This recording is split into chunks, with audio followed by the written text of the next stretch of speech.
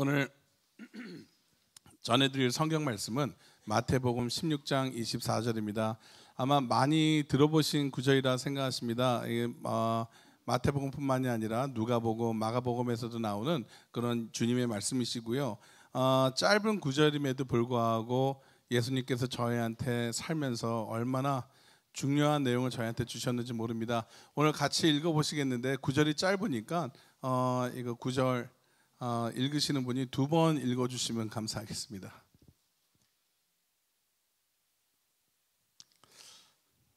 아닙니다.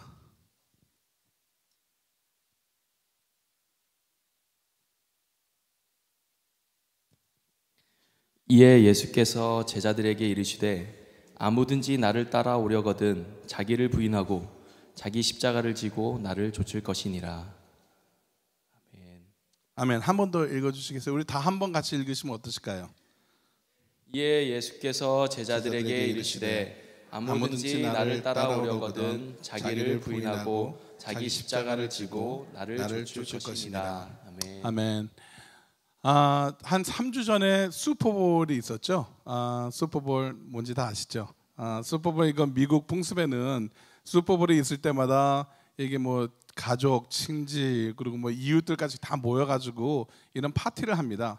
뭐 한국식으로 따지다가 그러면 굳이 비교하자면은 한국이 만약에 월드컵 4강에 갔다 그러면 이렇게 다들 모이셔가지고 이렇게 보지 않으시겠어요? 아마 그거랑 이렇게 비교하시면 될 것 같아요.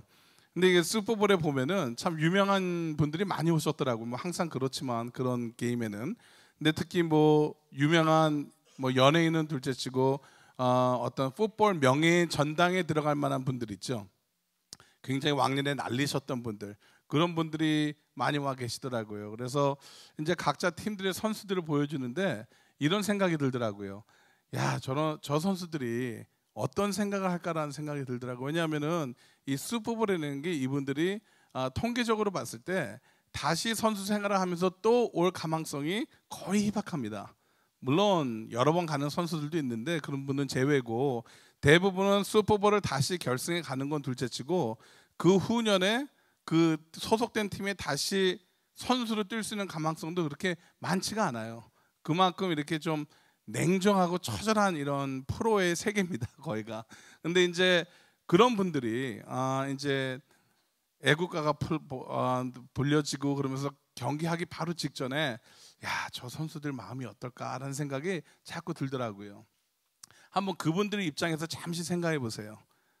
자기가 우러러보던 선수들이 그 자리에서 스테디움에서 선수 보고 있고 자기가 꿈꾸던 선수들입니다. 나도 커가지고 이런 선수가 됐으면 좋겠다는 선수들이 다 자기들 보고 있다는 걸 알고 있고 관중에 7만 명이 와 있고 온 세계에 몇억 명이 TV를 통해서 이들을 시청하고 있습니다.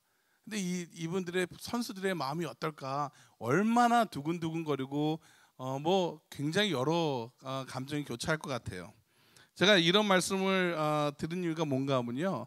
그 아세요? 지금 천국에서 수많은 크리스찬들이 그리고 또 믿음의 전당에 계신 뭐 모세 같은 분들, 엘리야, 뭐 사도 바울 등등 이런 분들이 우리 삼위일체 하나님과 함께 다 이렇게 어떤 자이언트 스크린, 뭐 스카이 자이언트 스크린 TV를 보면서 우리를 보고 계십니다.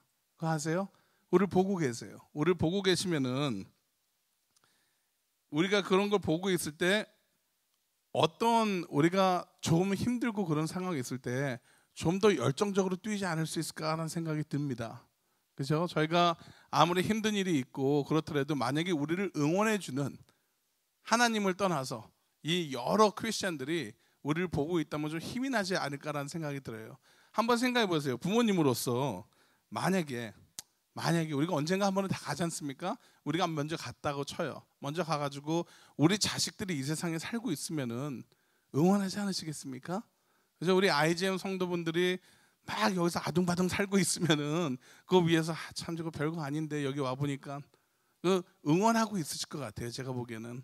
근데 그런 상상을 한다면은 우리가 너무 어려운 일이 있어도 치우치지 않게 될 것 같습니다. 왜냐하면 선수들을 생각해 보세요. 이 슈퍼볼 하는 선수들이 만에 안에 관중이 하나도 없다고 치고 그 어떤 유명한 인사들이 자기를 보고 있지도 않고 그 TV에서 시청하는 사람도 없고 그러면 이 사람들이 이렇게 열정적으로 뛸 수 있을까라는 생각이 들어요.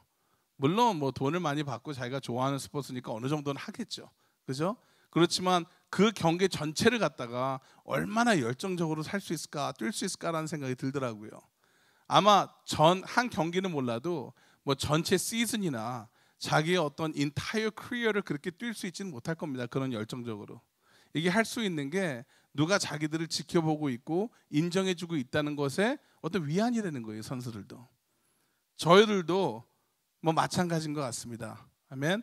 저희 어디선가 우리를 샅샅이 보고 있다는 것을 기억하시기 바랍니다. 뭐 이상하게 우리를 보고 있다는 건 아니고 이런 사랑하시는 마음으로 우리를 다 지켜보고 계십니다. 아멘. 중요한 것은 저의 각자 한 분 한 분 이 주어진 인생은 딱 한 번이라는 거예요. 이 슈퍼볼 선수들도 한 번 이 슈퍼볼을 뛰는 게 정말 인생 한 번 올까 말까한 기회이듯이 저희 또한 하나님께서 주신 이 한 번의 인생이 저희의 한 번 뛸 수 있는 플레잉 필드입니다. 여기서 우리가 어떤 믿음으로 사느냐에 따라 가지고 아세요?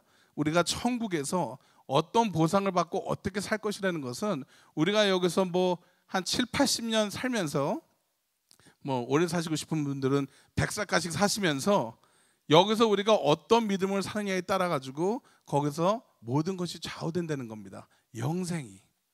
그런 관점으로 봤을 때는 이 인생을 우리가 정말 헛되이 보내서는 안 되겠다는 생각이 듭니다. 그리고 또 우리가 이 인생을 한 번 사는 인생으로 한 번 주어진 기회, 온갖 스팟라이트를 받으면서 사는 이 인생에서 우리가 어떤 선수라는 걸, 어떤 믿음의 소유자라는 것을 우리 하늘에 계신 아버지뿐만이 아니라 많은 크리스천들한테 보여줄 수 있는 기회라고 생각합니다. 근데 이렇게 한번 생각해 보세요. 이 선수 중에 하나가 이 온 세계 사람들이 보고 있는데도 불구하고 막 열심히 뛸 때도 있고 또 어쩔 때는 안 뛰어요. 그냥 주저앉아가지고 혼자 가만히 멍 때릴 때도 있고 어쩔 때는 아예 경기장에서 빠져나와가지고 혼자 그냥 두리번 거린다고 생각해보세요. 이거 프로 수준이 아니라 이건 고등학교 경기에서도 이러면 큰일 납니다. 그죠? 저희 인생도 제가 이런 선수들 이런 생각했을 때 저는 좀 제가 지금 예를 들은 이런 선수와 좀 비슷한 면이 많은 것 같아요. 이 신앙생활을 하면서 내 위주대로 할 때가 너무나 많습니다. 내가 내킬 때, 내가 열심히 하고 싶을 때, 조금 피곤하면 안 할 때, 이 저희 영적인 삶도 저희가 이런 선수처럼 두리번 살다가 그냥 한순간 제가 지금 이렇게 보면 제가 지금 50입니다. 근데 한국 나이로는 52죠. 근데 깜짝 놀래요. 언제 내가 이렇게 됐지? 어제 젊은 친구들 주짓수를 하더라고요. 토요일 저녁마다. 걔를 보는데 기분에 나도 할 수 있을 것 같아. 이거 다 충분히 할 수 있을 것 같은데 막상 한 40분 자서 일어나자마자 허리가 아파가지고 언제 이렇게 됐는지 모르겠습니다. 근데 우리가 왜 이런 생각을 자꾸 리마인드 해야 되나 하면은 이런 생각을 안 하면요 자꾸 세뇌를 안 시키면은 우리가 살면서 이런 생각이 들어요. 적당히 하자. 이 선수처럼 두리번 거다 살면은 적당히 하자라는 생각이 듭니다. 이 정도면 됐지. 뭐 남들보다 이 정도면 더 하는데 이 정도면 충분해. 이게 우리 마음속에 누구한테 절대 이런 건 쉐어 안 하죠. 저는 절대 쉐어 안 합니다. 내 선이 어딘지를. 그렇지만 부끄럽지만 그런 선이 있었어요. 이 정도면 됐지. 이 정도 했으면 됐지. 이쯤 하면 됐다라는 생각이 안타깝게도 이게 정확히 우리의 주적인 사단 마귀가 우리에게 생각하게 해주고 싶어하는 그런 생각입니다. 마귀가 우리들이 이런 생각하면 너무 좋아해요. 그래, 그 정도면 됐지. 왜 오버하니? 뭐 이런 생각으로 제일 위험한 것은 이런 생각을 하게 되면 무슨 생각이 나냐면은 모든 삶을 살면서 모든 것을 나의 주관적인 나의 생각으로 내가 마지막 모든 결제의 능력이 있는 그런 사람이 돼버립니다. 내 생각을 내 생각대로 일을 추진하고 사는 게 그런 모습이 돼버려요. 이런 거 가만히 놔두잖아요. 이런 생각들을.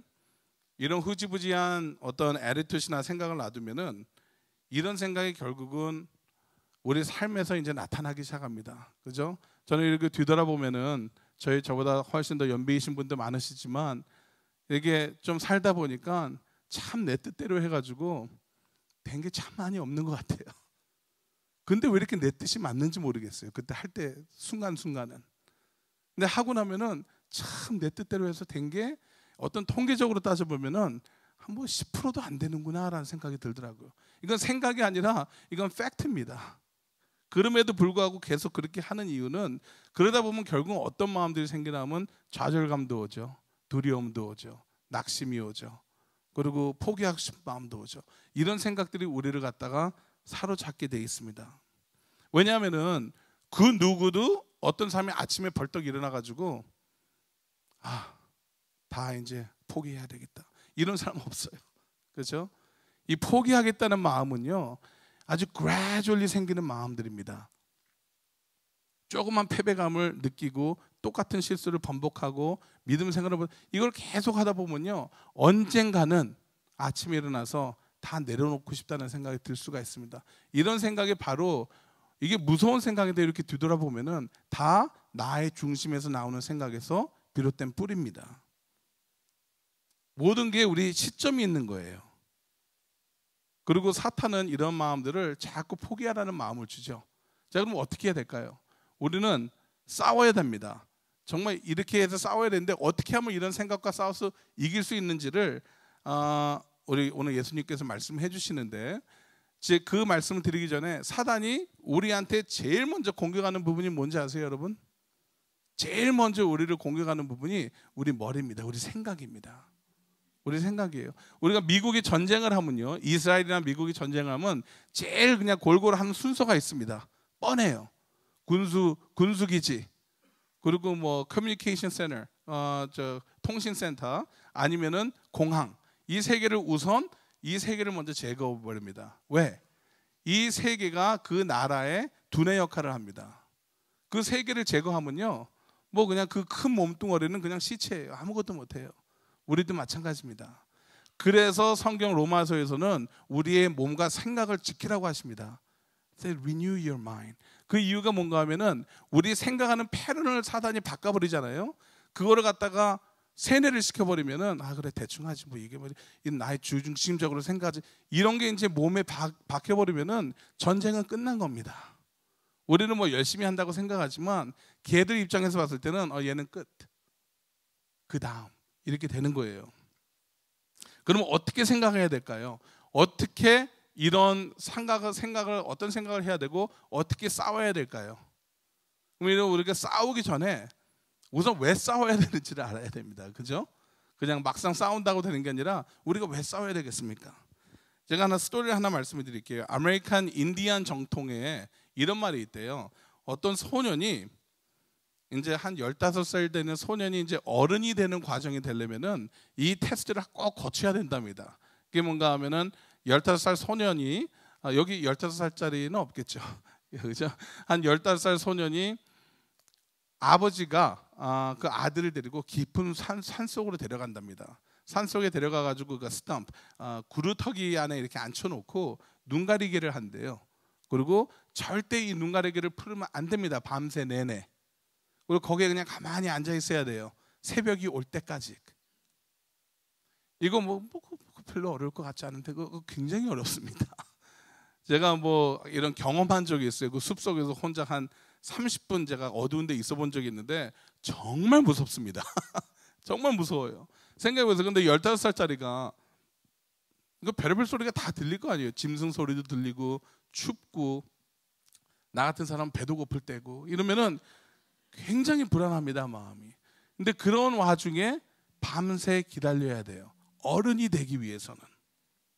그래서 이 어려운 상황을 다 겪고 아침에 이제 햇빛이 느껴지면은 이제 풉니다. 이거 풀어가지고 이제 나도 어른이 되는구나. 그 눈을 풀어가지고 눈을 떴을 때 딱 처음 본 사람이 아버지가 바로 그 옆에서 앉아 계셨어요. 그러니까 밤새 옆에 앉아 계셨던 거예요. 그러니까 혹시 무슨 위험한 일이 있으면 안 되니까. 근데 그 소년은 그걸 몰랐죠.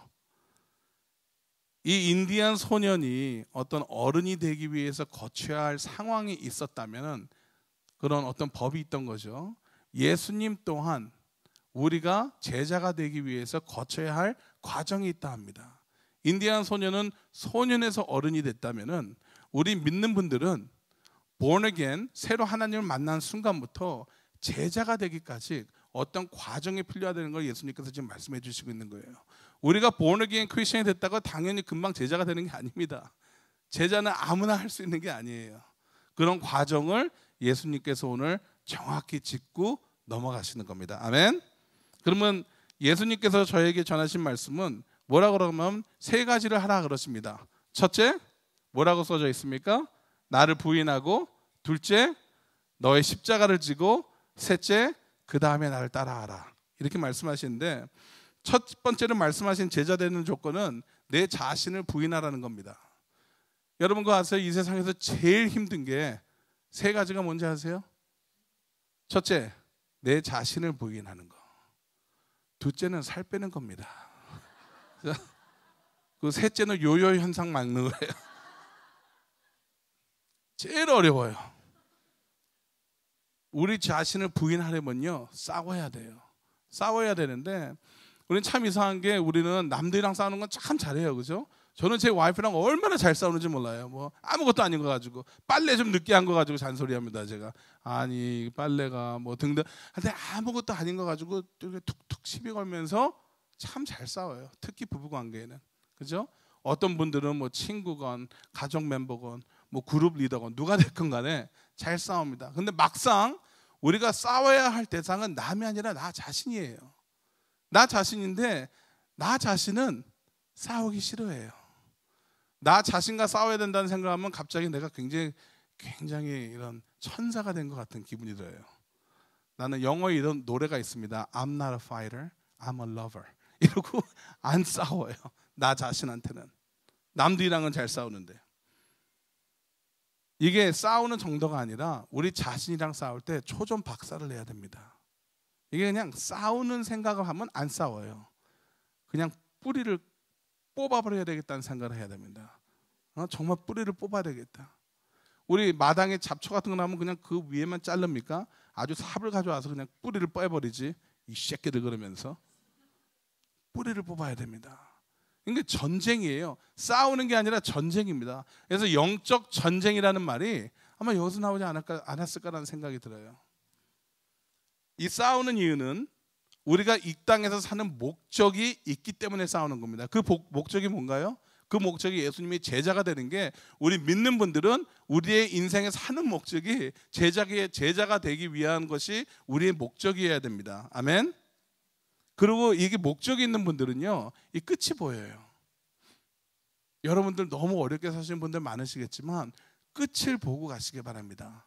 이 피니시 라인이 어딘가를 보시면요, 그거 얼마 안 남으셨어요. 저 같은 경우는 뭐 맥시멈 35년이면 끝입니다.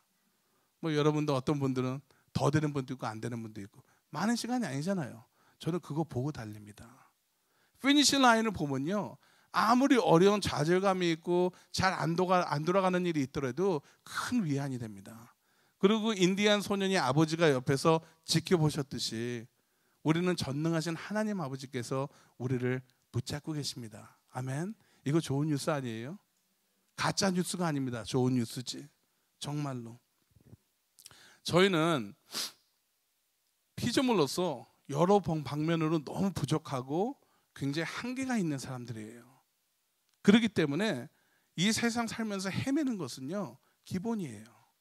어려운 문제가 생기고 그 문제에 대해서 해결하지 못하고 나는 예수님을 믿었는데도 왜 이렇게 해결을 못하고 더 힘든 것 같고 이런 거는 뭐 당연한 겁니다.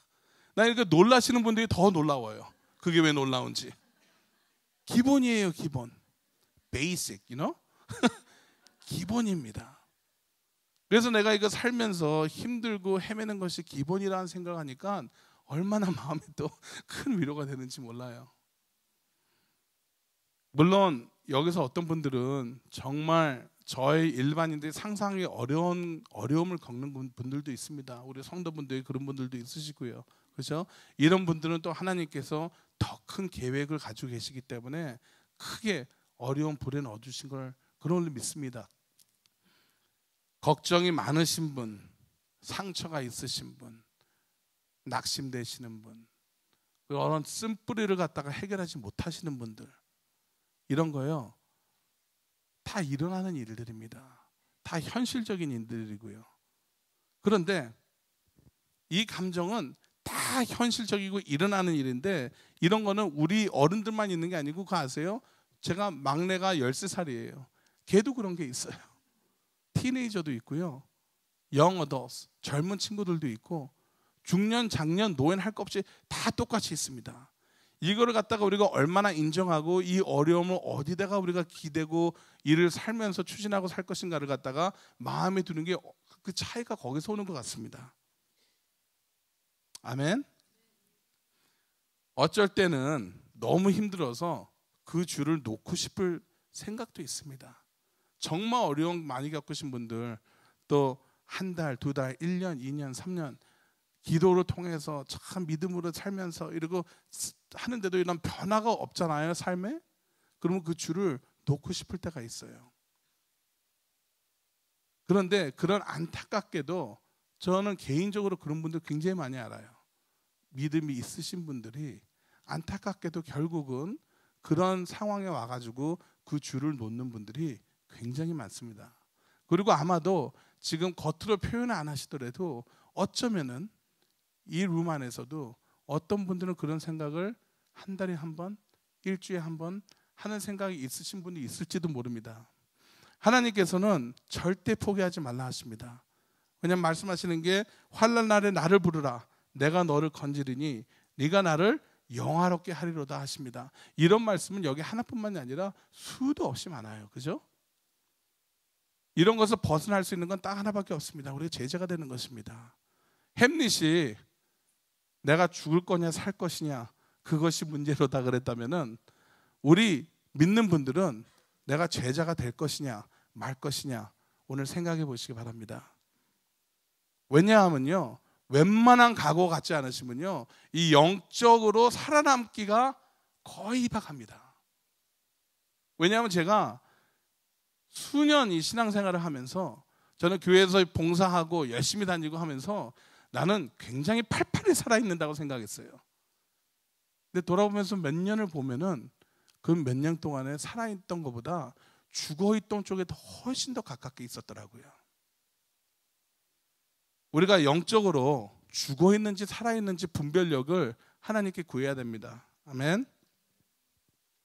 말씀을 보면요, 이런 어려움을 겪고 믿는 분들도 참 이거 정말 힘들다 이러면서 포기하지 않은 분들은 저희뿐만이 아니라 성경 인물에서도 여러 번 뵐 수 있어요. 다윗을 보면은, 다윗도 사무엘을 통해서 하나님이 결정하셔서 사무엘을 통해서 벌써 왕이 될 거라는 결정을 한 후에도 8년에서 10년을 얼마나 생고생하면서 살았는지 몰라요. 이건 고생도 이런 생고생이 없습니다. 고생은 둘째치고 목숨이 난 내일 살까 말까 이런 목숨을 위협받으면서 8년에서 10년을 보냈습니다. 왕이 될 거라는 거 알면서도, 직접 하나님한테 기름 부음을 받은 걸 알면서도 그걸 살기 힘들어가지고 너무 힘들어하던 시절이 있어요. 시편을 보면요, 제가 제일 좋아하는 게 시편입니다. 근데 시편을 보면 많은 분들이 그 150권에 대해서 다 무슨 좋은 찬양만, 아름다운 찬양만 있다고 생각하시는데 그렇지 않습니다. 거의 반은 라멘트에 대한 얘기예요. 하나님을 정말 부르짖는, 찢어지는 마음으로 살려달라고 호소하는 그런 내용이 반을 차지합니다. 시편에. 다윗이 그렇게 살았어요. 그렇지만 다윗은 절대 포기하지 않았습니다. 라멘트를 생각하면은 예레미야를 예를 들 수 있어요. 예레미야는 또 어떻습니까? 이 사람은 어려서부터 하나님한테 부름을 받아가지고 이스라엘 민족한테 회개하라, 하나님에 대해서 얘기하고 전도하고 회개하라고 하는데 진짜 말을 안 들어요. 이 사람의 말을, 이스라엘 백성들이. 그럼 하나님께서는 이런 말씀 하세요. 너는 절대 포기하지 마라. 내 말을 계속 전해라. 그런데 내가 너한테 귀뜸 하나 해줄게. 얘들은 죽어도 네 말 안 들을 거야. 그런 말을 해주세요. 예수님, 하나님께서. 네가 아무리 떠들어도 이 사람들은 너의 말을 듣지 않을 것이니라. 그럼에도 불구하고 너는 계속해라. 이거 보통 우리가 그냥 읽고 지나가니까 지나가는 거죠. 한번 우리 입장에 대해서 내가 이렇게 해야 된다고 생각하고 그런 관점에서 읽으면요, 그렇게 쓰실 수 있을 것 같아요. 너무 그럼에도 불구하고 예레미야는 포기하지 않았습니다. 이런 분들 너무 많죠. 아브람, 욥, 사도 바울 등등 너무나 많습니다. 이런 인물. 근데 제가 꼭 한 분 더 얘기하고 싶은 분이 누군가 하면 예수님이십니다. 그거 아세요? 예수님도 포기하고 싶으셨다는 거. 이런 말 흔히 교회에서는 듣지 못하죠. 그죠? 근데 성경 말씀에 나와 있습니다. 겟세마네 동산에서 예수님께서 기도를 너무 열심히 하셔서 땀이 피가 되는 한이 있더라도 기도를 하실 때 이런 말씀하십니다. 아버지, 가능하다면은 이 잔을 거두어 주시옵소서, 옮기시옵소서 그러십니다. 이게 지금 21세기 트랜슬레이션을 하면 이런 뜻이에요. 가능하시면 저 이거 안 했으면 좋겠습니다. 너무 힘드시니까. 앞으로 있으실 고통이 우리 미개한 인간들은 상상을 못합니다. 그 고통이 그냥 십자가에 못 박혀 돌아가신 어떤 육적인 고통이라고 생각하시는데 그 상상할 수 없는 그런 고통이십니다. 그런데 그 다음 구절을 보시면요, 이렇게 말씀하셨습니다. 내 원대로 맛이 없고 아버지의 원대로 되기를 원하나이다. 예수님은 이 상황을 겪으셔야 된다는 걸, 끝에 골이 뭔가를 뚜렷이 아셨기 때문에 내가 해야 된다는 다짐과 그런 목표로 고스로 하신 거예요. 그렇지만 인간의 몸으로 있으셨기에 그 고통이 너무 심하셨기에 아버지, 가능하다면 이 잔을 내게서 옮기시옵소서 하셨습니다. 설상 예수님께서도 이 땅에서 일어나는 일로 이런 마음을 가지셨다면 감히 저희가 뭐라고 이거를 갖다가 안 겪을 각오를 하면 되겠습니까? 당연히 겪죠. 우리 예수님께서 십자가에 못 박혀 돌아가셔가지고 그 목표는 너무나 뚜렷이 본인뿐만이 아니라 우리 온 사랑하는 인간들을 살릴 수 있는 유일한 혼자 퀄리파이 되신 분은 그분 한 분이세요. 그렇기 때문에 다른 선택의 여지가 없으셨던 거예요. 예수님 입장에서. 그러셨기에 하셨던 겁니다. 고통을 한번 생각해 보세요. 육체적인 고통은 말도 할 것도 없고 우리의 죄가 과거, 현재, 미래에 있던 수억만 명의 사람들의 죄가 예수님의 십자가의 몸에 그때 달리셨을 때 그때 그 고통이 찾아온 것입니다. 이거는 어떤 신학자 몇백 명을 모아놓고 생각을 해보고 뚫어보고 뭐 또 한 번 생각을 해보고 기도를 해봐도 우리 미개한 인간의 생각으로는 감히 상상할 수 없는 고통입니다. 아멘. 고통이라는 단어도 어울리지 않을 수가 있어요. 그거를 예수님은 겪으신 거 우리는 항상 기억하셔야 될 것 같습니다. 제가 허리가 안 좋아요. 허리가 굉장히 안 좋은데 항상 안 좋았는데 한 6개월 전부터 너무 아파가지고 제가 MRI를 찍었습니다. MRI를 찍었더니 뭐 L1에서부터 L5까지 그 5개 전부에 뭐 파열판 게다가 이렇게 디스크가 있다고 그러더라고요. 심하게. 그래서 뭐 그런가 보다. 그런데 이제 통증이 막 뭐 허리 안 좋으신 분 겪어보시면 알겠지만 짜증 납니다. 좀. 근데 제가 하루는 이제 그래서 가끔 이렇게 제가 찬양을 할 때 좀 앉아요. 어떤 분들은 제가 무슨 크게 예수님의 어떤 무슨 레벨레이션을 받아서 앉아서 특별한 기도를 한다고, 그게 아니라 허리가 아파서 앉는 거예요. 허리가 너무 아파. 하나님 죄송합니다. 앉아야겠습니다. 그래서 앉는 거예요. 그래서 하루는 제가 이제 일에 관련해서 이제 일을 걷고 다니는데 한 20-30분마다 어디 앉아야 돼요. 그렇지 않으면 서 있을 수가 없어요. 하나님이 조금 얄미우신 게 오늘 같은 날 또 멀쩡하게 또 20-30분 서서 얘기해도 안 아프는 고통을 주시네요. 감사합니다. 그런데 20-30분 앉아야 되는데 이렇게 일을 하다가 한 바퀴 돌다가 앉아야겠다. 그래서 차에서 앉아가지고 이렇게 스트레치를 합니다. 앉아서.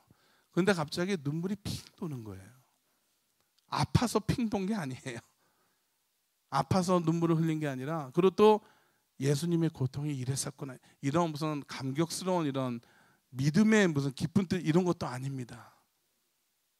제가 왜 눈물이 핑 돌았나 하면요, 갑자기 이런 생각이 들더라고요.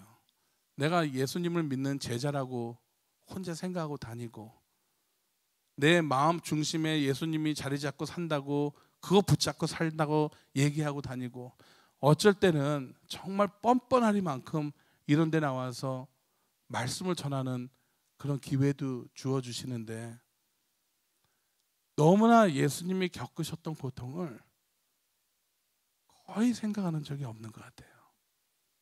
머리로서는 아는데. 저는 이게 신기할 정도로 제 마음에 억누르고 다니는데 제가 왜 눈물이 났나 하면은 내가 조금 아프다 보니까. 근데 이게 아픈 게 하루 이틀이 아니라 이제 한 6, 7개월 가니까 아 이게 평생 이걸 갖고 살아야 되는 통증이구나라는 걸 느끼니까 이게 와닿더라고요. 조금씩. 어찌나 죄송스러운지 예수님한테 그때 저의 이기적인 모습이 너무나 보인 거예요.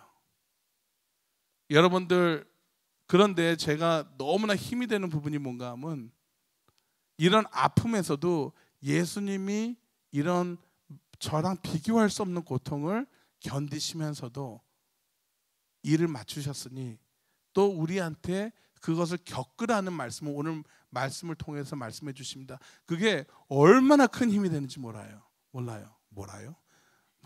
모릅니다. 여러분도 어려운 일이 있으실 때 그거 한번 생각해 보세요. 굉장히 큰 힘이 됩니다. 예수님께서 나한테 이거를 견딜 수 있는 능력을 주신 건 둘째치고 나 또한 겪었다. 그 내가 너 겪어야 된다는 거를 얘기해 줬으니까 너도 겪어야 되는 거 안다면요, 그게 굉장히 내적으로 큰 힘이 됩니다. 목사님께서 이런 말씀하셨어요. 몇 주 전에 마라톤 얘기를 하셨죠. 마라톤 얘기를 하시면서 경주를 하는데 웬만한 사람들이 이렇게 다 못 끝낸다고. 근데 그 못 끝내는 이유는요, 목사님 말씀하셨듯이 그 준비가 없었기 때문에 못 끝내는 겁니다. 그죠? 그 어떤 레이스 자체에 대한 준비도 없었고 끝내야 되겠다는 생각도 좀 부족하고 이러니까 마라톤을 하지 못하는 겁니다. 그럼 우리는 이 한 번 주어진 예수님께서 저희한테 주신 한 번 인생에 어떻게 준비를 하고 살아야 될지를 예수님께서 너무 명확하게 이 벌스를 통해서 주신 것 같아요. 이 벌스는요, 목사님이 저한테 이 벌스를 전하라고 주시더라고요. 저번 주에 이 말씀으로 전해라 그래가지고 주셨는데 다 이유가 있으신 것 같습니다. 이 예수님께서 제자들에게 이르시되 누구든지 나를 따라오려거든 너를 부인하라고 하셨습니다. 그리고 네 십자가를 지라고 하셨는데 이 말을 들었을 때 예수님 그 제자들한테 했잖아요. 제자들이 이 말을 듣는 순간 어떤 생각을 했을지 어떤 표정을 하셨을지 궁금해요. 저는. 왜냐하면은 그 제자들은 그 십자가가 무슨 뜻인 걸 충분히 알았습니다. 그죠? 그 당시 십자가는요 정말 죽을 수 있는 최악의 방법 중에 하나였어요. 그렇기 때문에 로마 시민들은 너무 자기들이 만들어 놓고도 이게 너무 참혹하니까 우리 로마 시민은 이 십자가 사형으로 하면 안 되겠다고 법을 금지했습니다. 그래서 사도 바울은요 십자가에 못 박혀 죽지 않았습니다. 이 이유로 로마 시민이기 때문에. 그래서 그냥 목을 자르는 걸로 처형이 된 거죠. 이 제자가 되는 정권을 말씀하셨을 때 네 자신을 부인하라고 하셨을 때 그러면 이 부인이라는 말 영어로는 그냥 deni라고 나와 있습니다. 한국말로는 네 자신을 부인하라, 영어로서는 deny yourself 그러셨는데 이거를 헬라어 말로 보면은 아팔네오마이라고 되어 있습니다. 이 뜻이 뭔가 하면은 강력하게 완전히 완강히 부인하라고 합니다. 그러니까 부인하라만이 아니라 완강히 부인하라고 하십니다. 근데 이 단어를 언제 또 썼냐면 예수님이 베드로가 예수님을 부인할 거라는 그런 거를 예수님께서 말씀하셨을 때 그 똑같은 단어를 쓰셨고요. 또 베드로가 진작 예수님을 부인할 때 그 꼬마 앞에서 부인할 때 그때 또 똑같은 단어를 쓰셨습니다. 완강히 부인하랍니다. 그러니까 이게 그냥 네 자신을 부인하고 그러면 그냥 살짝 넘어갈 수가 있는데 네 자신을 완전히 완강히 부인하라 이런 뜻입니다. 실제 뜻은 자기가 자신을 부인하는 것은요 자기 자신을 추구하는 것을 멈추는 것을 뜻합니다. 아멘.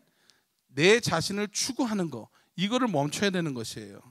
그리고 나 자신을 추구하는 게 얼마나 위험한가 하면은 이 모든 이런 죄와 이런 거의 어떤 뿌리는 이 마음에서 시작된 겁니다. 자기 자신을 추구하는 거.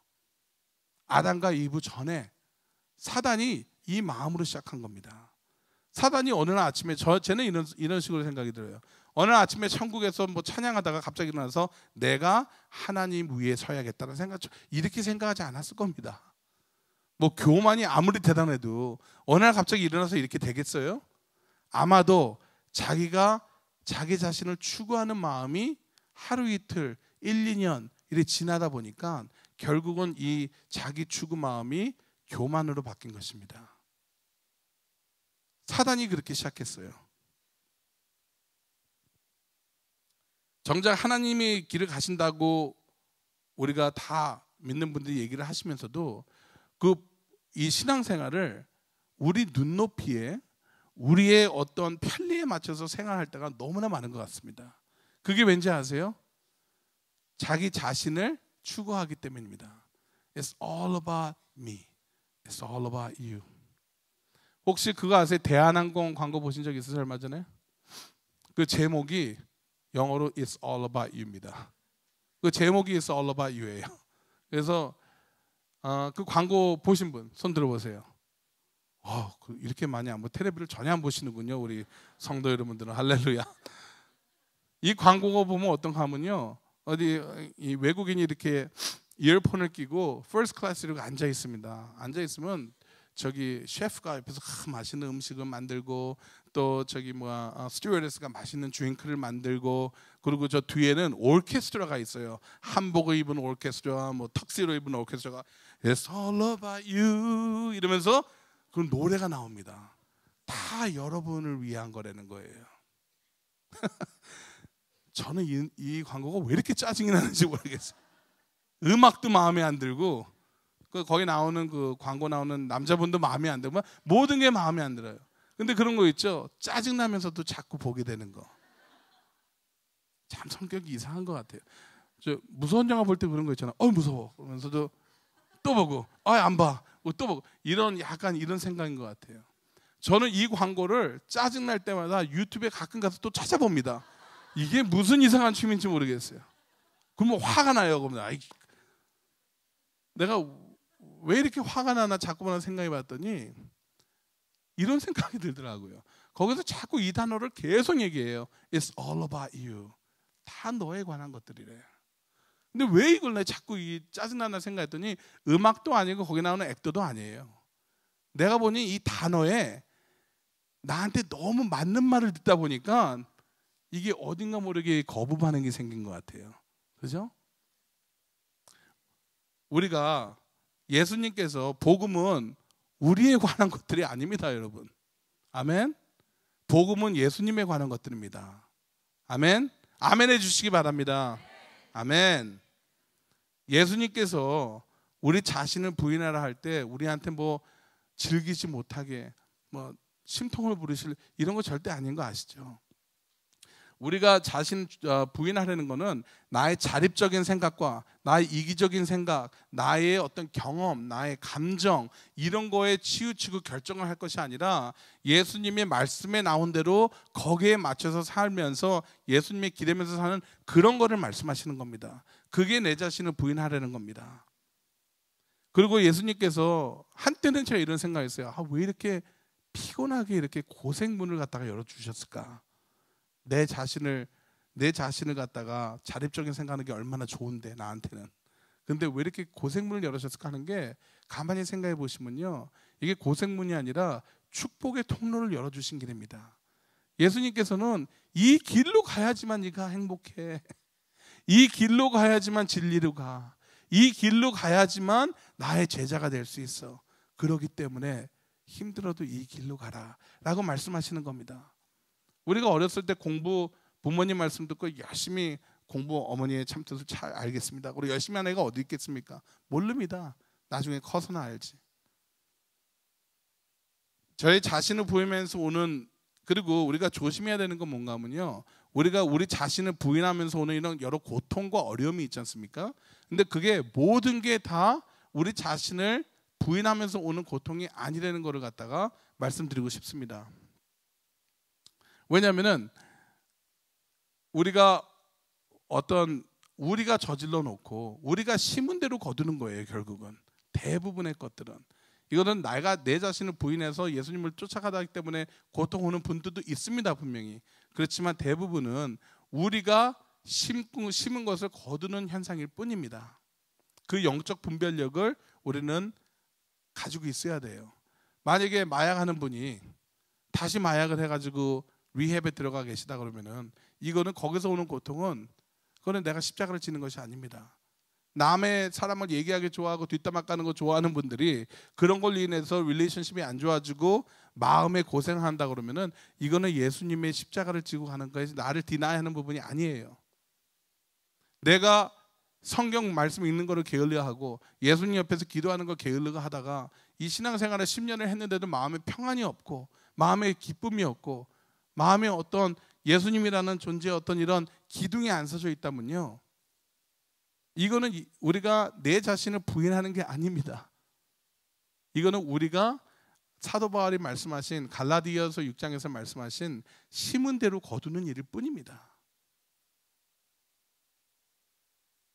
그리고 이런 고통을 통해서 우리는 우리 자신에 대해서 어떤 우리 자신을 볼 수 있는 계기가 되는 것 같아요. 그래서 만약에 이런 고통을 통해서 우리 자신을 볼 수 있다면 어떤 분들은요, 이런 꼭 고통을 안 통해서도 이렇게 깨닫는 분들이 꽤 많으세요. 난 그런 분들이 제일 존경스러워요, 영적으로.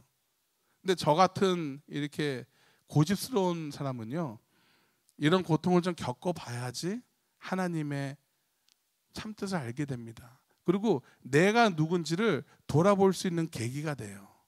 그럼 만약에 내가 누군지를 정확히 돌아볼 수 있는 계기가 된다면은 이거 좋은 뜻 아닌가요? 이게 썩 나쁜 것만은 아니라는 겁니다, 이 고통이. 그리고 우리가 죄인임을 회개함으로써 하나님을 의지하고 나갈 때 하나님께서 이런 말씀을 주십니다. 아마 이런 거 많이 느끼셨을 거예요. 이런 컨빅션이라고 하죠. 그런 거 주셨을 때 하기 싫을 때 그냥 받아들이는 거, 순종하기 싫을 때 순종하시는 거, 이런 조그만 것들이 결국 우리를 부인하는 것입니다. 제 아들이, 큰아들이 이렇게 걔도 허리가 안 좋아요. 걔는 이제 풋볼을 하는데 풋볼을 통해서 좀 다쳤어요, 허리를. 그래서 걔는 이제 MRI를 찍으러 저희가 데려갔는데 이런 추억 트레일러에서 MRI를 찍더라고요. 그래서 MRI를 찍는 거 이렇게 기다리고 있는데 어떤 중동분이 그거 찍고 나오시더라고요. 찍고 나오시면서 거기 테크니션한테 야 이거 결과를 CD를 빨리 구워서 나한테 줄 수 있냐 그러시더라고요. 그래서 이거 한 하루 이틀은 있으셔야 되는데요. 그랬더니 나 이거 꼭 지금 오늘 필요한데 뭐 이런 말씀하시더라고요. 그래서 이 테크니션이 아니 왜 이렇게 급하게 필요하십니까? 그랬더니 사실은 내가 나의 장기를 하나 띄어서 내 조카에게 주기로 돼 있는데 병원에서 이 리포트가 나오기 전까지는 수술을 진행을 못 한다는 거예요.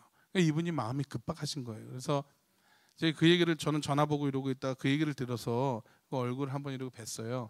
그랬더니 왜 그런 분이 있죠. 참 선하게 생기신 분, 참 인상 좋게 생기신 분. 근데 그 순간 하나님이 이런 말씀하더라고요. 저분을 위해서 기도를 해라. 그래서 네 알겠습니다. 그래서 속으로 기도를 했습니다. 그렇게 말고 저분을 같이 기도를 해라 그러시더라고요. 이럴 때 너무 싫지 않으세요? 아니 여러분 아는 분도 갑자기 가서 기도해라 그러면 생뚱맞은데 아무도 모르는 분을 갖다가 기도해라. 근데 이거 많이 겪으신 분은 아시겠지만 이런 거 버텨봤자 전혀 소용이 안 됩니다. 빨리 네 알겠습니다 하고 하는 게 그게 약이에요. 그래서 제가 가서 그랬어요. 영어로 I'm Christian, I'll pray for you. 이게 얼마나 제가 말하고 그런 말 있죠. 저는 그리스도인입니다. 제가 기도할게요. 이게 무슨 말도 안 되는 그 코멘트예요. 어쩌면 표현을 이렇게 저렴하게 하는지. 아니 여러 가지로 말할 수 있는 방법이 있는데도 불구하고 그냥 그렇게 나온 거예요. 그랬더니 이분이 그러더라고요. 나 머슬림이야 그러시더라고요. 그런 줄 알았어. 그리고 또 제가 막 말이 툭툭 튀게 나오는 거예요. 그런 줄 알았대요 제가. 그랬더니 거기 테크니션 있는 분하고 그분 남편하고 제 아들하고 그리고 저 누가 이분하고 나를 다 이렇게 보는 거예요. 정신 나간 사람처럼. 그래도 이분이 그러더라고요. 그래 뭐 네 하나님 내 하나님 같은 하나님. 그래서 너 같은 하나님 아닌데 하여튼 기도해 줄게. 그래서 기도를 하는데 제가 이제 기도하면서 눈 감으면서 이랬어요. 내가 말을 이렇게 했지. 왜 이렇게 내가 이렇게 기도를 좀 고급스럽게 해가지고 내가 실수한 내용을 좀 만회해야 되겠다는 그런 생각이 들었습니다. 내가 갑자기 기도를 하는데 예수님은 하나님이시고 이분이 예수님이 누구인지 알게 해주시고 삼위일체 하나님이시며 예수님만이 오직 하나님이시고 뭐 이런 기도만, 주말 수용의 기도를 하고 앉아 있는 거예요. 제가 이 수술에 대해서 한마디도 안 하고, 그리고 아멘하고 끝났어요. 글쎄. 그래서 제가 제 혀를 이거 뺏긴 느낌이에요. 내 의도와 전혀 상관없이. 그랬더니 눈을 딱 떴더니 이분이 눈물을 흘리면서 예수님을 영접할, 이랬으면 얼마나 좋겠습니까? 이랬으면 얼마나 아름다운 간증이 됐겠어요 지금. 그리고 딱 보더니 땡큐 그리고 가시더라고요. 그 순간에 이런 말 했어요. 참 주님 정말 그런 거죠. 괜히 거 봐요 뭐 이런 기분. 근데 그거 보고 있다가 옆에서 택매신 여자분이 저 목사님이세요? 그래서 아니요. 근데 더 이상하게 보는 거예요. 목사도 아닌 주제에 목사 티 내고 다닌다고. 근데 갑자기 이분이 그러더라고. 나를 위해서 기도 좀 해줄 수 있으십니까? 그러세요. 내 사위를 위해서, 내 딸을 위해서. 그러면서 줄줄이 뭐 말씀하시는데 웃긴 게 저는 아직도 제가 이런 했던 게 너무 짜증, 하나도 안 들려요. 이분이 하는 말들이. 그냥 자꾸 이 생각만 나는 거예요. 그래서 결국은 이분도 기도를 해드렸어요. 제가 이 말씀 드린 이유가 뭔가 하면요, 이 기도가 무슨 결과가 있을지, 무슨 뜻이 있는지 저는 모릅니다. 저는 몰라요. 한 가지 확실한 거는 저는 기도하기 싫었다는 거예요. 근데 또 하나 확실한 거는 이건 하나님이 하시는 말씀이었다는 겁니다. 그래서 순종한 것뿐이에요. 많은 부분에 우리가 이 신앙생활을 하면서 우리가 이해를 해야 되고 우리가 감동을 먹어야 되고 우린 절차를 똑같이 밟아야지만 이게, 그러니까 어떻게 보면 하나님 말씀하신 것과 저의 가지고 있는 모든 생각하에 일치가 돼야 순종을 해야 된다고 생각하시는 분들이 굉장히 많습니다. 전혀 그렇지 않아요. 지금 여러분 근심 걱정으로 참 살고 계신 분 많으시라고 생각합니다. 정말 내 삶에서는 이런 기적이 절대 일어나지 않을 거라고 생각하시는 그런 생각으로 사시는 분들이 많이 있으시리라 생각합니다. 이런 생각과 싸우고 하나님 말씀에 의존하고 전혀 믿겨지지가 않아도 하나님 말씀에 의존하고 싸우고 또 싸우는 게 이게 내 자신을 부인하는 겁니다. 아멘. 이런 생각을 죽이고 말씀으로 죽이고 세뇌시키고 죽이고 또 죽이고 안 죽여지면은 죽을 때까지, 미뤄질 때까지 말씀에 의존하는 게 내 자신을 부인하는 것임을 믿기 바랍니다. 만약에 이런 상황을 잘 아시는 하나님께서 침묵을 하고 계신다면 두 가지 이유밖에 없습니다. 첫째는 하나님이 우리를 사랑하지 않으시던지 그건 아닌 거 아시잖아요. 둘째는 아마도 이런 어려움을 통해서 축복의 통로를 하나님께서 준비하고 계시다는 것을 믿고 가시기 바랍니다. 욥 또한 그랬습니다. 욥이 읽어보시면 아시겠지만 그런 어려움을 겪을 때 친구들이라는 친구들은 와가지고 그랬어요. 야, 솔직히 말해, 네가 진죄가 뭔데? 솔직히 다 풀어놔. 빨리 회개하고 용서받아라. 진죄가 없는데도 그렇게 자꾸 부채질하죠. 와이프라는 사람은 옆에 와가지고 뭐라 그럽니까? 야, 하나님을 그냥 저주하고 그냥 죽어버려라 이럽니다. 자살을 해라. 와이프라는 분이. 그거 아세요? 욥이 이런 걸 들으면서 그럴 뻔한 거? 그럴 뻔했어요. 욥을 한번 읽어보세요. 뭐 그 성경에 그럴 뻔했다라고 써져 있지 않습니다. 그렇지만 읽어보시면은 아, 그럴 뻔하셨구나. 그게 느껴져요, 마음에. 우리도 사시면서 그럴 뻔하신 분들 많으시리라 생각합니다. 그런데 욥은 그 순간에도 놓지 않았습니다. 끝까지 자기를 부인하고 하나님 생각에 의지하면서 의존하면서 하나님 말씀을 자기 생각 위에 놨습니다. 여러분도 그렇게 하시기 바랍니다. 하나님께서는 우리가 인내를 갖고 사시기 원하십니다.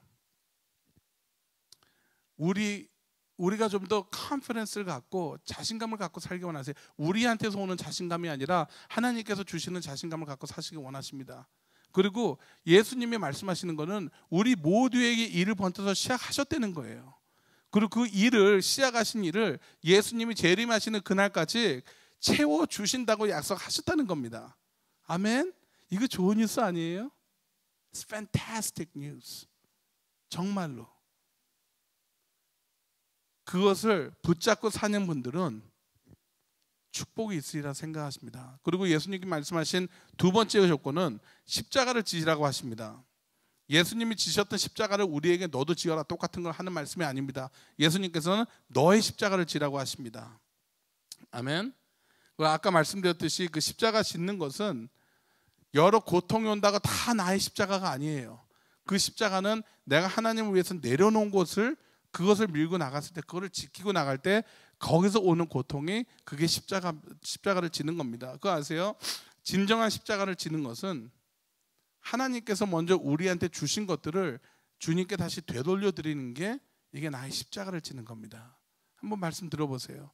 대제사장들이 구약에서 이런 하나님한테 제물을 드릴 때 이거 제물은 어디서 났습니까? 자기가 벌써 받은 제물이에요.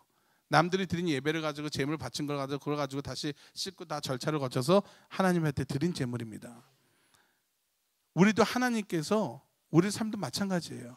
다 여러 자원을 받았습니다. 시간, 돈, 달란트, 네트워크 뭐가 할 거 없이 하나님한테 우리가 가지고 있는 모든 것은 하나님한테 받은 자원입니다. 그것을 우리가 돌려드리는 것이 우리가 십자가를 지는 것임을 기억하시기 바랍니다. 어떤 분은 부가 있으시면요 돈을 드리세요. 어떤 분은 능력이 있으시고 달란트가 있으시면요 그 달란트를 기꺼이 드리십시오. 어떤 분은 나는 달란트도 없고 돈도 없는데 시간은 많습니다. 시간을 드리세요. 근데 꼭 이런 분들이 있어요. 난 돈도 없고요, 능력은 없고요, 시간은 더더욱 없습니다. 이런 분들이 있어요. 이런 분들은 자원이 없는 게 아니에요. 싸가지가 없는 거지. 우리는 예수님이 주신 거를 드려야 됩니다. 다 드림으로써 왜 드리면서 거기서 왜 이 드리는 것이 나의 십자가를 지는 걸까라는 생각을 했는데 한번 드려보세요. 십자가가 무슨 천금 만금 같은데 드리는 게 힘드니까.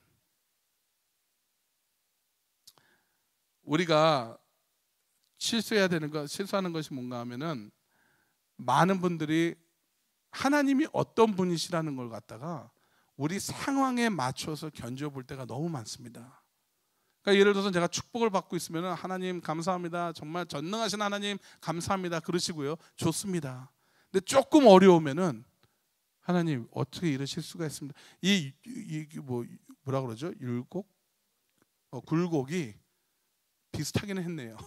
굴곡이 하늘과 땅 차이예요. 우리는 우리 상황이 어떻건 간에 우리의 상황으로 하나님이 어떤 분이라는 것 갖다가 자꾸 좌우시키면 안 돼요. 하나님은 변치 않으시는 분들입니다.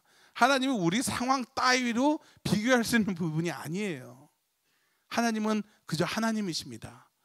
그리고 우리 상황은 우리는 정말 이렇게 믿습니다. 만약에 우리 다 믿는 분들이라 그러면은 다 다른 계절이 있다고 생각해요. 살면서 인생에 기쁜 계절, 성공의 계절, 그죠? 슬픈 계절, 아픔의 계절 다 겪습니다 우리가. 근데 기쁜 계절이 오면요 좀 이렇게 힘이 나요. 저도 그래요. 말하는 게 좀 당당하고 걸을 때 좀 폼이 납니다. 딱딱 걷는 게 군인처럼 걸어요. 잘 나간다는 거죠 요즘 내 삶이. 그죠? 그거 괜찮아요. 그렇지만 일이 잘 안 될 땐 나도 모르게 좀 처집니다. 나도 모르게 걸음에 힘이 없어요. 왜 이렇게 힘이 없는지 모르겠어. 목소리에 힘도 없어요. 이거 괜찮습니다. 척할 필요 없어요. 근데 중요한 거는 그렇게 힘이 없을 때 하나님한테 감사한 마음을 가지고 있어야 된다는 겁니다. 그냥 있는 그 자체를 포옹해야 된다는 거예요. 아, 지금 내가 어려운 계절을 겪고 있구나. That's it. 그 이상 그 이하도 아닙니다. 이렇게 생각해 보세요. 과연 이 어려운 계절을 겪는 분들이 믿음으로 버티셔가지고 하나님의 손길이 닿은 분들이 있으시면은 이 분의 믿음이 어떻게 되겠습니까? 상상할 수 없는 부분입니다. 만약에 그리스도인으로서 어려움을 겪지 않은 분들과 어려움을 겪어서 믿음으로 버티신 분들과 하나님한테 애절하게 구하는 마음은 둘이 어떻게 비교가 될 수 있겠어요? 비교 안 됩니다. 그리고 이런 분들의 믿음이 얼마나 하나님한테 크게 쓰여지실 것이라는 것은 그걸 아무도 모르죠. 하나님만이 알고 계시죠. 아멘. 아무리 힘들어도 우리 십자가를 지고 그리고 하나님을 찾아 나가는 여러분이 되시길 간절히 원합니다. 그리고 이런 분이 있어요. 나 15년째입니다. 신앙생활이. 마음의 평온은 주말 수양회 때 한 번, 프리덤 때 한 번, TD 때 한 번, 그 외에는 한 번도 없었어요. 가시밭의 인생입니다. 이러신 분들은요, 가시 받을 때도 있죠. 그렇지만 항상 정말 인생이 그렇다면요, 이거는 십자가를 지는 것도 아니고 나를 부인하는 것도 아닙니다. 신앙생활이 다 나의 관련에 포커스 되어 있기 때문에 이런 일이 있는 겁니다. 항상 대한항공을 생각하세요. 크리스찬 중에 그 누구도 난 예수님을 쫓아가기 싫습니다 하는 사람 없습니다. 그죠? 문제는 다 나의 주관적인 생각으로 쫓아가는 생각이 이게 문제가 되는 겁니다. 예수님께서는 분명히 말씀하세요. 오늘 말씀에 네가 나를 따르고 말 것인가는 네 자유. 네 자유라. 네 자유다. 하지만 네가 나의 제자가 될 거면은 너의 뜻대로 하는 것이 아니라 나의 뜻대로 따라오라 하십니다. 네가 만약에 나의 제자가 된다면은 내가 내 거는 조건으로 따라올 것임을 명심하라 하십니다. 예수님 제가 쫓아갈게요. 제 뜻대로가 아닙니다. 예수님 제가 쫓아가겠습니다. 제자가 되겠습니다. 그 조건을 너무 뚜렷이 말씀해 놓으셨어요. 여기에 우리가 누구를 쫓아가는 거는 충분히 할 수 있어요. 소셜미디어나 뭐 페이스북 하시는 분들은 다 우리 뭐 인스타그램 하면 누구 쫓아가잖아요. 그죠? 그 사람들이 쫓아갈 수는 있어도 그 사람들 우리가 누군지 인정해 줍니까? 관계가 없으면 이루어질 수가 없습니다. 제자가 되는 마지막 조건으로는요, 예수님께서 나를 따르라 하십니다. 그럼 우리가 어떻게 따라가야 할까요? 예수님을 우선 부인을 하고 십자가를 지는 거는 기본이고요. 누굴 따라가려고 그러면요, 그 운전하면서 누구 따라가 보신 적 있으세요? 나 따라와 그러면 이렇게 하는데 못 쫓아오는 분이 있어요. 항상 이게 운전을 못해서 못 쫓아가시는 게 아니에요. 왜 못 쫓아가시는지 아세요? 여유를 부려서 못 쫓아가세요. 교만한 생각에 됐어 내가 뭐 저다 보이는데 뭐. 그리고 바짝 쫓아가면 괜히 자존심이 상해요. 내가 그 사람한테 의존하는 것 같아가지고 좀 느긋이 쫓아가야지. 나도 안 되는 식으로. 저를 말하는 거예요. 부끄럽지만 누구를 쫓아가려고 그러면요, 멀리 있으면서 쫓아가면은 100에 100 그 쫓아간 사람 잃어버립니다. 제가 필리핀 PGL 1기를 갔을 때 우리가 다 일이 끝나고 이렇게 무슨 뭘 밥 먹으러 갔어요. 저희 우리 제이슨 집사님 덕분에 많이 아프셨지만, 근데 거기 가가지고 밥을 먹으러 가는데 뭐 이런 시장에서 사진도 찍고 뭐도 찍고, 근데 목사님 분명히 그러셨어요. 야 바짝 쫓아와, 바짝 잘 쫓아와. 그러는데 선우 집사님도 쫙 이렇게 리드하시면서 쫓아오세요 하는데 제가 그냥 여유 부리다가 사진 찍고 사람들 보고 또 뭐 이거 보고 저거 보고 두리번거리다가 잃어버렸어요. 어디 갔지? 그 많은 사람들이 안 보이는 거예요. 그런데 결국 어떻게 찾았는데, 여유 부리고 내 뜻대로 어성어성거리다 쫓아가면요 100에 100 잃어버립니다. 예수님을 쫓아갈 때 어떻게 쫓아가야 되냐면요, 바짝 붙어서 쫓아가야 됩니다. 아멘. 바싹 붙어야 돼요. 옆에. 그래서 바싹 붙어서 쫓아가면요 이런 현상들이 생겨요. 예수님의 말씀이 땡기기 시작합니다. 무슨 당뇨병 환자가 당 땡기듯이 예수님 말씀이 땡겨요. 땡기고 싶지 않으세요? 예수님 말씀이 달콤하고 저녁에 빨리 가서 기도해야 되는데, 이런 마음이 생깁니다. 어떻게? 바싹 쫓아가면은. 옆에 분들한테 한번 물어보세요. 바싹 가십니까?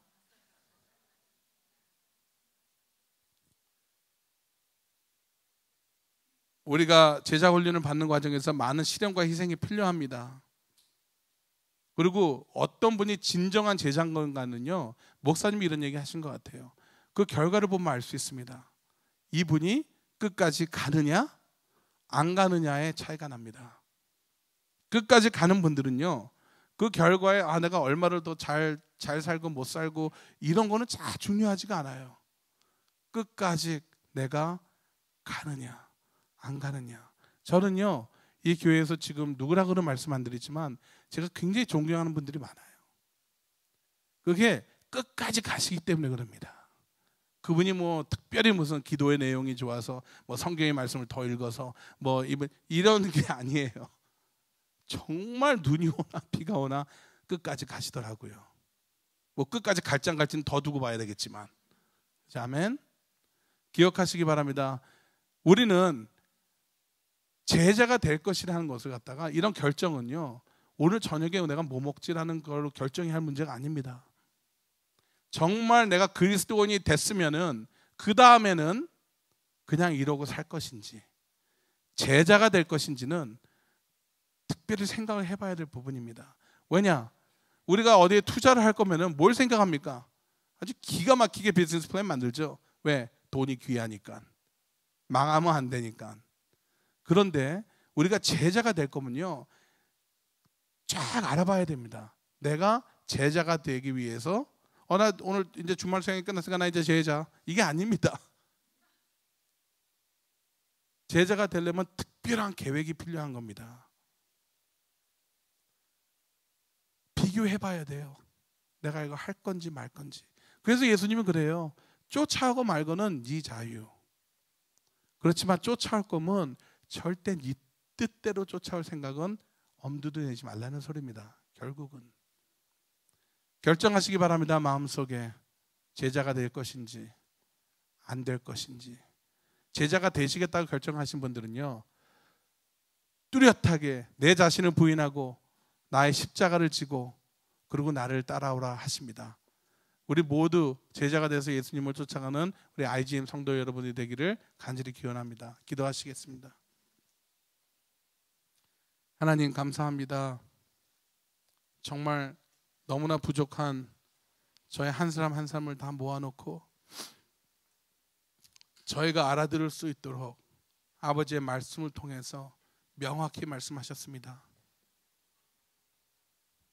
저의 죄를 위해서 십자가에 못 박혀 죽으시고